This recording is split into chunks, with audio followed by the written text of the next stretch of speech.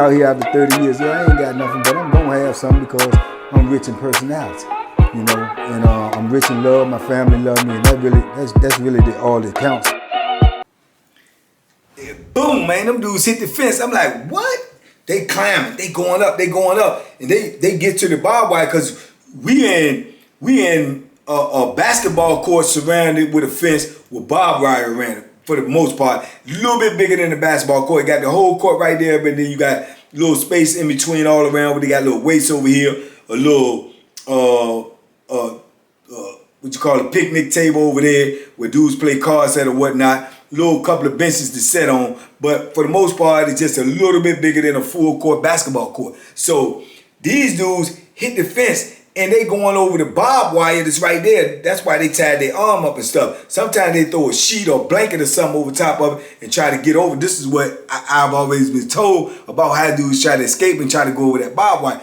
I had been told that, but I had never actually seen it. I had never actually witnessed it until right now. I'm seeing this live and in action. These dudes is hitting the fence. They ain't playing. So the first dude get over.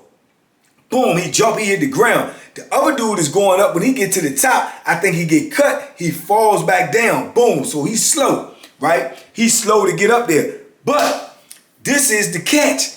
While they're doing that, they was waiting because all of a sudden, right before they take off, you heard the alarm and stuff go off. But when the alarm go off, everybody's looking over there at the other fence, the big fence. So they done got two dudes over there to get the arguing and fake like they getting ready to rumble.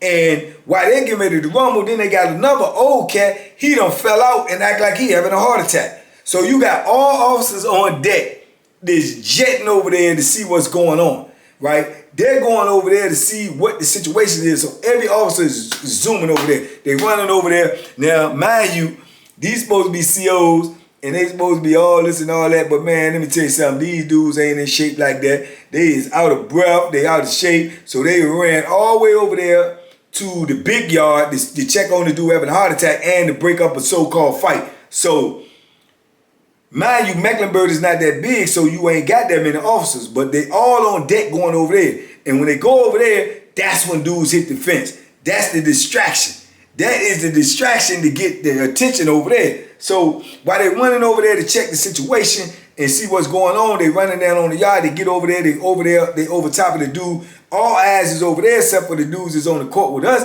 because we looking over there too, but then when we see them hit the fence, we turn around. So now we don't know what to watch. We watching these dudes try to escape or these dudes over here. At the time, don't nobody know that it's a fake heart attack. Don't nobody know it's a fake fight.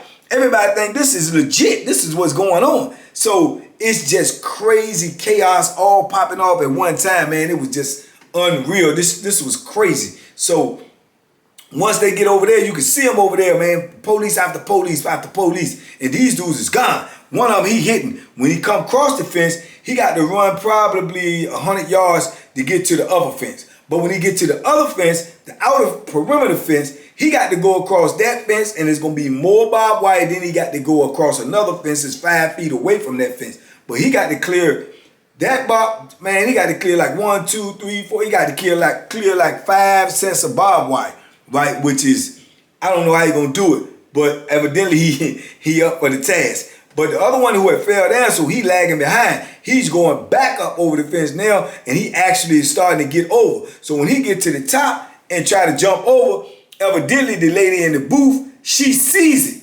She sees it now because he's lagging. She probably was looking at the big situation going on the big yard, but now she sees this because it catches her attention only because he fell the first time. That turned out to be costly because now she called the alarm out, whatever the code is or whatever, they trying to escape. They trying to escape. You know what I'm saying? Man, listen, this is exactly why I try to tell y'all that they care nothing about you in the penitentiary. Zero. Understand me? Your life means nothing to them.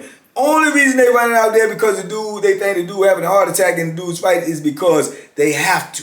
Because it's their job. They got to do it. But do they want to do it? They could care less. If they worrying about your life, I don't think so. You know what I'm saying? They doing it because they been told to do it. But once they heard somebody is trying to escape, man, do you know they left that dude right there that was supposed to be having a heart attack? This dude was old too. He was in his 70s. They left that dude right there that's supposed to be having a heart attack. They abandoned the dudes who was supposed to be rumbling, and they just all take off and run across the yard to try to go get these dudes that's trying to escape.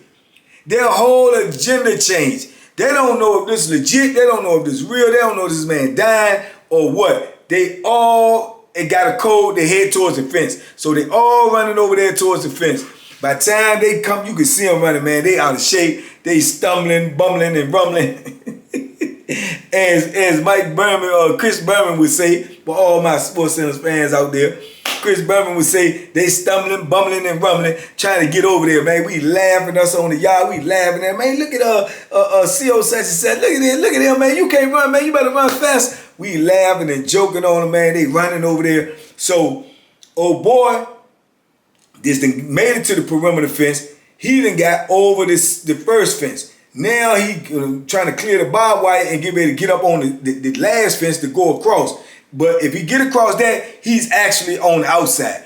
The other one, he is just getting to the first fence. So he hit the fence. But now the COs is down on him. They right on him. I mean, like the fastest one, he right on him. Man, when the dude climb up halfway up the fence, boom, he reach up there and grab his leg. So he kick at him, right? He jerks him on down up off the fence. When they get down off the fence, man, they jump all on him, give him the business, you know how they do.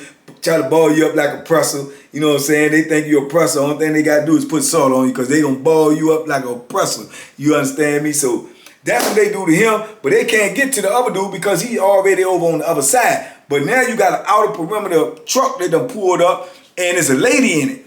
So she jump up out of the truck and she got the shotgun and everything. She's scared to death, man. You can see her trembling, shaking, and she hollering, "Get down! You better get down! I'm gonna shoot you! Don't make me shoot you! I'm telling you, get out!" Man, that dude won't fight at that stuff. He was still trying to go. He was still climbing. She was like, "You better stop! You better stop! I'm telling you!" And they talking about, "Shoot him! Shoot him!" That's what the other officers hollering, "Shoot him! Shoot him!" And she's scared though. She don't know what to do. And in your mind, you got to stop and think about that. What is your mindset? You see what I'm saying? You get ready to shoot a person that ain't did nothing to you, ain't stole nothing from you, ain't hurt you, ain't harmed you, ain't do nothing to your family, but you get ready to shoot him for a paycheck. You get ready to shoot him for a paycheck. So what makes that person or their mentality different to the person that's out there that's shooting and robbing to feed their family? I don't know. That's just a food for thought. But that's what she's getting ready to do. Shoot him because that's her job. So she's pleading and begging with him not to go. He's not paying attention. Only thing to say when he get to the top of the fence, man, he getting cut up and he can't get over. His pants is stuck and he's just stuck right there on the fence, man, like a wounded animal. He's stuck right there on the top of the fence, man, till they actually get some people to come around and get in there, get him up off the fence too. They take both of them, man, lock them up. I don't know if they gave him the business, whether they whooped him or whatever when they got him back there. But they definitely forward the plans for both of them, man.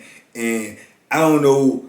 We heard later on about the dudes supposed to have a heart attack and the dudes fight, that they ended up getting charged, for aiding and abetting, for to try to help them escape, which you can never prove because you don't know if he was having a heart attack. You don't know what was going on with him. You don't know if those dudes actually had beef or whether they was fighting or not. But I know that that's what the rumor was, that those dudes was getting charged to with aiding and abetting to, attempted escape. But, man, that was just a wild scene, though, to actually witness some dudes hit that fence, man. And trust me, I got some more stories coming from y'all about escape because I got a couple of them. I got some where dudes actually got away. Crazy, but that was the first time that I actually saw it. I actually witnessed it. And I know the feeling because, it was times in my bit, man, that escape crossed my mind. Trust me, it crossed my mind. But I don't know. I never got to that point where I could see it was an actual reality that it could actually happen.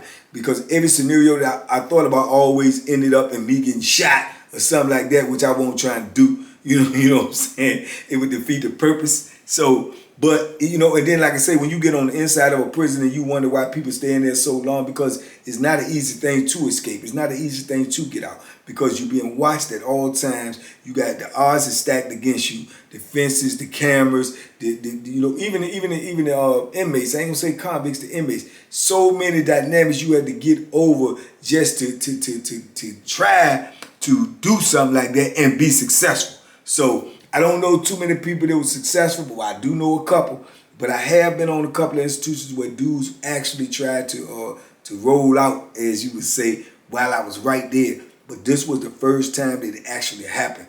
I remember they locked us down, you know what I'm saying, after that situation, because, you know, when stuff like that happen, they always feel like it's some type of protocol they got to go through. They got to do this and do that. Now they got to revise the rules. They got to revise the fence, make it even more difficult for somebody to try this again. Then they got to drag us, you know, the population treat us so bad that when something like this happened, that it would deter the next people from trying. That's their whole philosophy, their whole ideology, penology, is to punish them so bad to let them know, to send the messages, don't never try to do this. You know, that's the number one thing that they worried about, is people trying to escape, or people that actually do escape. You know, because when that happens, people lose their jobs. You understand me? And trust and believe, just like she would shoot him off of that fence for that paycheck, them people would do anything to you for that paycheck. And they got to eat, and they're gonna eat, and that's their way of eating. And they make their money off of your misery.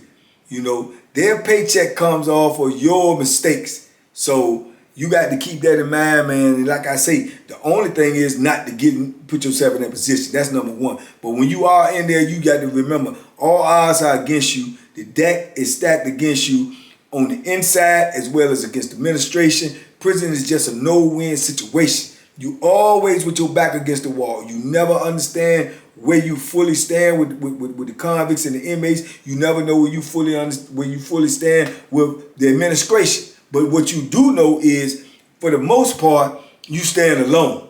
That's a fact. You stand alone. And you need to know that, and you need to acknowledge that, and you need to embrace that, because that's what's going to keep you alive while you're there. Because if you start to trust this, or trust the system, or you already setting yourself up for failure.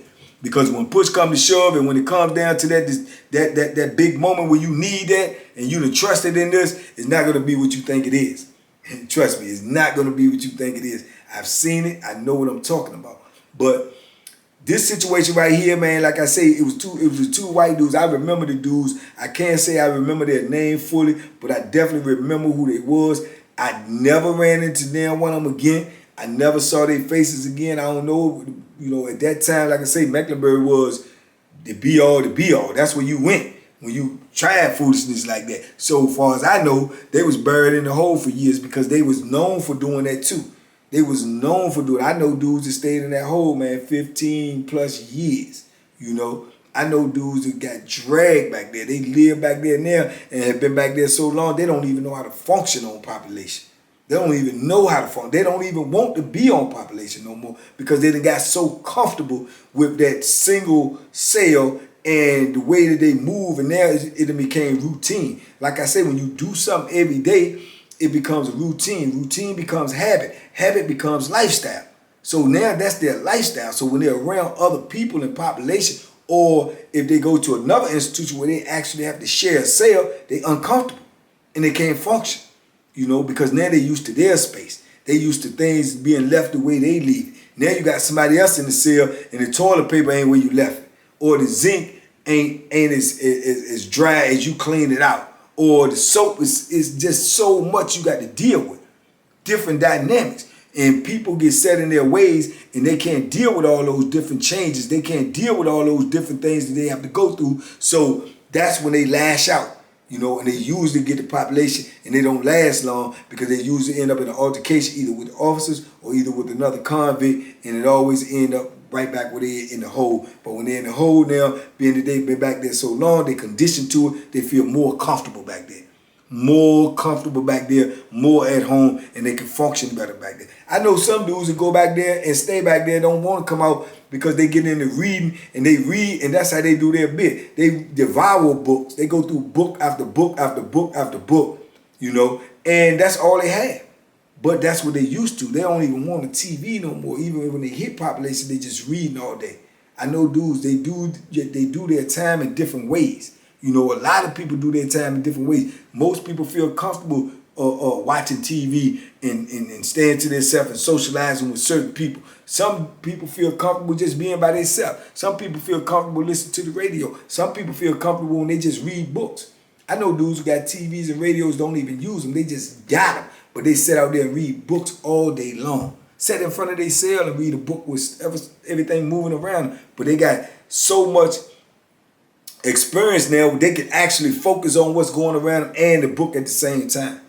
I can't do that, but I know people who can. Yeah, it's a crazy situation, but it's always a crazy situation when you're in a foreign land. And that's what prison is. It's a foreign land, man. It is a foreign land. It is not nothing that you're going to be used to. It's not going to be nothing like you ever seen before. It's going to be totally different from everything you know to be real, everything that you know to be sane, because it's insane, you know. So the only thing I can tell you is, like I say, you never want to see the infrastructure of a prison unless you're going there to visit, unless you're taking a tour, or unless you're watching it on TV.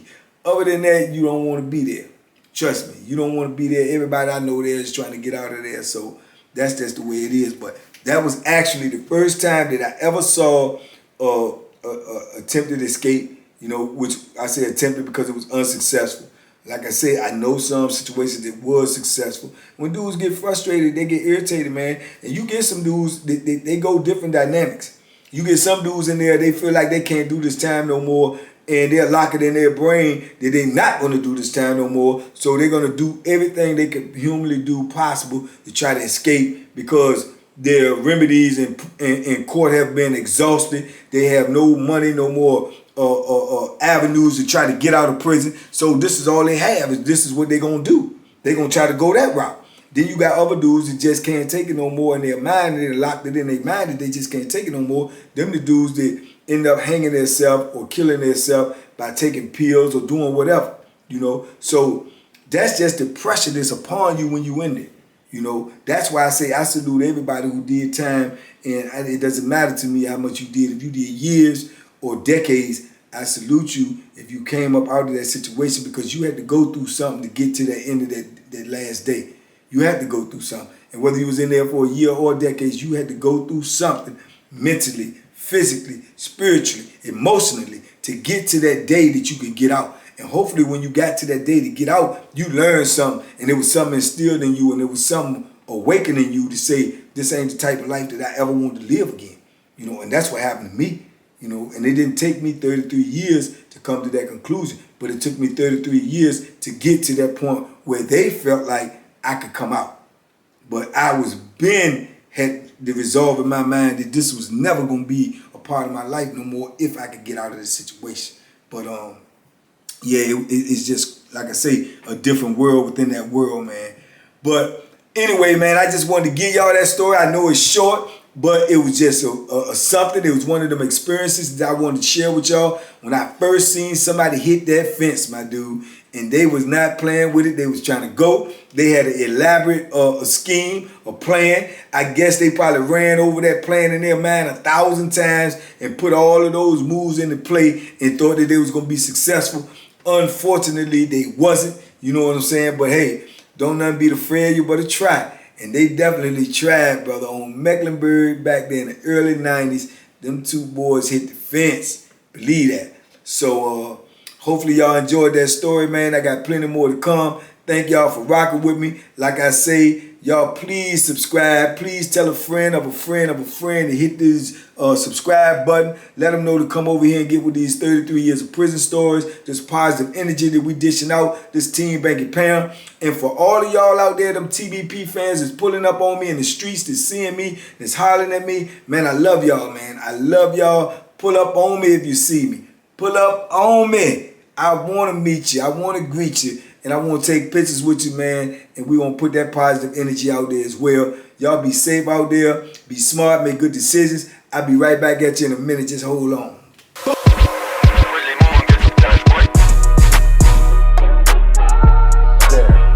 The Banky special. Yeah. Pure delicious. Pure delicious.